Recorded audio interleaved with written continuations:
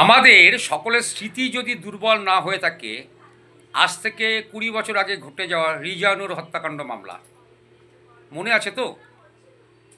বুদ্ধদেব ভট্টাচার্য সরকারের সময় সেবারও ১১ সালে পালা বদলের পর রিজনের ভাই তো এমএলএ হয়ে থাকলেন চাপড়া থেকে অনেক দিন, এবং মুখ্যমন্ত্রী মমতা ব্যানার্জি এসে ৩ জন আইপিএস অফিসারকে সাসপেন্ড করেছিলেন।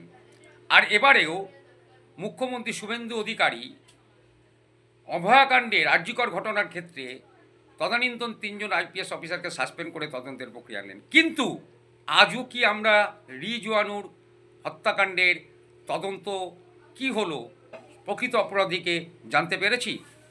দেখতে থাকুন সকলের সাথে সমাজের মাঝে এপি অকপট আছে। নমস্কার, সকলের সাথে সমাজের মাঝে এপি অকপট আছে।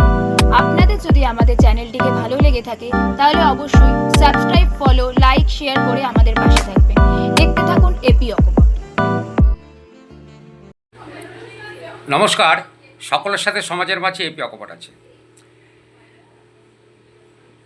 প্রশ্ন অনেক, কিন্তু উত্তরও তার খোঁজা খুব অসুবিধা। কারণ কি বলছি, আরজিকর খুন ধর্ষণ মামলা, তার যে গতি প্রকৃতি আমরা সবাই জানি। দীর্ঘদিন ধরে অভয়া মঞ্চ, নির্যাতিতার মা, বর্তমান বিজেপি বিধায়ক পানিহাটি রত্না দেবনাথ সহ জুনিয়র ডক্টরস ফ্রন্ট সহ বিভিন্ন অংশের মানুষ দীর্ঘদিন প্রশ্ন তুলেছেন সিবিআইয়ের তদন্তের প্রক্রিয়া নিয়ে, এবং প্রত্যেকেই সিবিআইয়ের উপর সন্দেহ করেছেন। সিবিআইও কি সেটিং হয়ে গেল?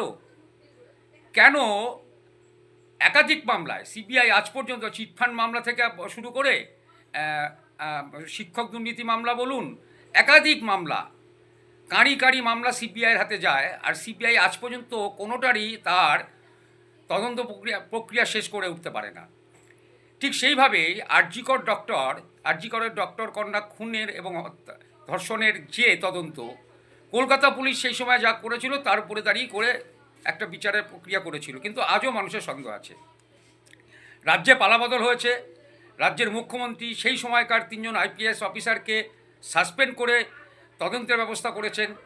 আচমকা গতকাল হাইকোর্টের প্রাক্তন বিচারপতি এবং বর্তমান তমলুকের সাংসদ অভিজিৎ গাঙ্গুলি মহাশয় স্ট্রিং অপারেশনের কায়দায় আরজিকরে প্রবেশ করলেন, এবং তদানীন্তন তদন্তকারী অফিসার সিবিআইয়ের সীমা পাহুজা, যাকে নিয়ে আমরাও আমাদের এই চ্যানেলেও আমরা প্রশ্ন তুলেছিলাম বা একাধিক ব্যক্তি প্রশ্ন তুলেছিল আমাদের মারফত তার তদন্ত প্রক্রিয়াকে নিয়ে, যে কারণে আজও তদন্ত সঠিক হলো না, সঠিক বিচার পায়নি বলে সকলের দাবি, তারই পর্দাফাশ করলেন প্রাক্তন বিচারক এবং বর্তমান বিজেপির সাংসদ, তমলুকের সাংসদ অভিজিৎ গাঙ্গুলি মহাশয়, যিনি এর আগে একাধিকবার সন্দেহ প্রকাশ করেছেন, যার সময়তেই আমরা এই ২৬,০০০ শিক্ষকের দুর্নীতিটা পুরো সামনে জানতে পেরেছিলাম, চাকরি চুরিটা।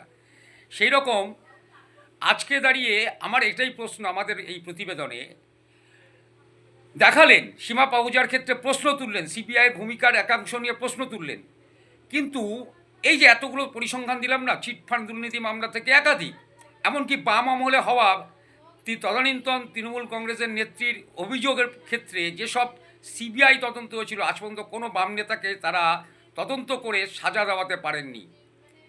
সিবিআই তাদের তদন্তের ক্ষেত্রে অথচ আমাদের রাজ্যে বা বিভিন্ন রাজ্যে যখনই কোনো আভ্যন্তরীণ দুর্ঘটনা ঘটে, সেই রাজ্যে বিরোধী দলগুলো সিবিআই অনেকে হাইকোর্ট, সুপ্রিম কোর্টে মামলা হয় সিবিআই তদন্তের জন্য।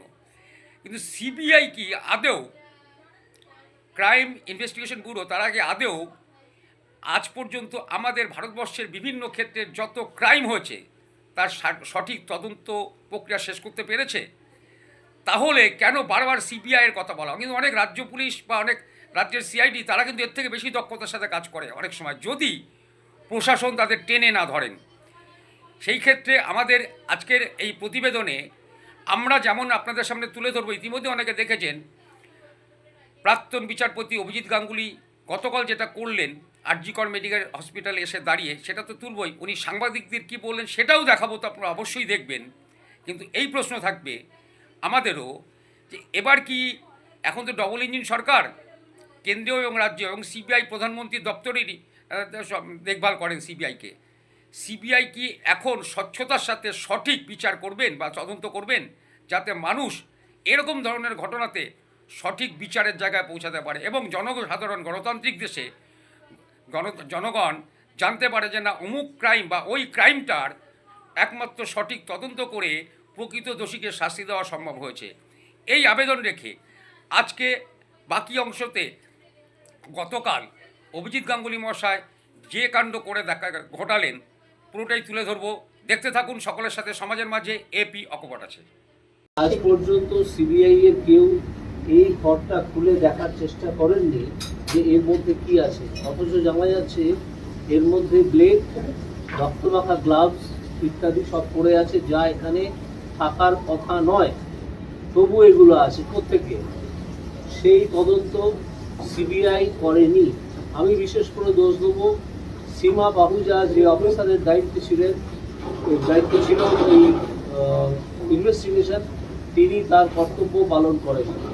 সীমা পাহুজার বিরুদ্ধে এখনই পদক্ষেপ নেওয়া দরকার, কিন্তু তিনি কেন এটা করেন। আজ পর্যন্ত এই দরজা খোলা হয়নি।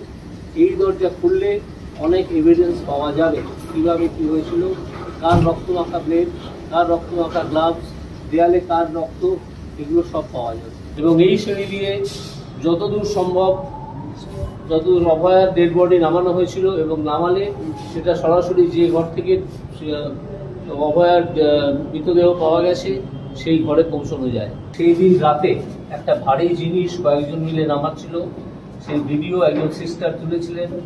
সেই ভিডিও সিবিআই সেই সিস্টারের কাছ থেকে নিয়ে নেন এবং সেই সিস্টারকে বাধ্য করেন তার নিজের ভিডিওটা মুছে ফেলতে। সিবিআই সেই ভিডিও এখনো পর্যন্ত দেখায়নি। অর্থাৎ আমি আবার বলছি, সেই সীমা পাহুজা যে আধিকারিক ছিলেন এই তদন্তের দায়িত্ব, এবং এই শ্রেণী দিয়ে যতদূর সম্ভব, যতদূর অভয়ার ডেড বডি নামানো হয়েছিল এবং নামালে সেটা সরাসরি যে ঘর থেকে অভয়ার মৃতদেহ পাওয়া গেছে সেই ঘরে পৌঁছানো যায়। এগুলো কোনো কিছুই তদন্তের আওতার মধ্যে আনা হয়। এই সিঁড়ি দিয়ে কি নামানো হচ্ছিল, কত ভারী একটা জিনিস, এই প্রশ্ন তো আমাদের আসে, সঙ্গত প্রশ্ন। এই রহস্যময় সিঁড়িটা আমি আপনাদেরকে দেখাচ্ছি, এখান দিয়ে কি নামানো হচ্ছিল, তার ভিডিও ফটোগ্রাফি ছিল, এটা নষ্ট করা হয়েছে এবং সিবিআই এর কাছে তার কপি আছে, সিবিআই এর সীমা পাহুজার কাছে তার কপি আছে। আমি একটা ঘরের সামনে দাঁড়িয়ে আছি, যেটা অভয়ার মৃত্যু মামলায় একটা গুরুত্বপূর্ণ জায়গা। এই ঘরটা এখনো পর্যন্ত সিল করা। অভয়ার মৃত্যুর তদন্ত নতুন করে শুরু হয়েছে। সিবিআই আবার যে কোনো লোককে ডেকে জিজ্ঞাসা করতে পারে এবং তদন্ত করতে পারে। সিবিআই আজ পর্যন্ত যেটা করেনি, অর্থাৎ সিবিআইকে পুরোটা দোষ দেবো না, আমি সীমা পাহুজা যিনি দায়িত্বে ছিলেন তিনি আজ পর্যন্ত যেটা করেননি সেটা আমি ভিডিও করলাম এইমাত্র। একটা ঘর যেটা কোনোদিন খোলা হয়নি, যার ভেতরে এমন কিছু জিনিস আছে, ব্লেড, রক্তমাখা গ্লাভস, এগুলো থাকার কথা নয়। এমনকি শুনতে পাচ্ছি তার দেওয়ালে নাকি রক্তের দাগ আছে।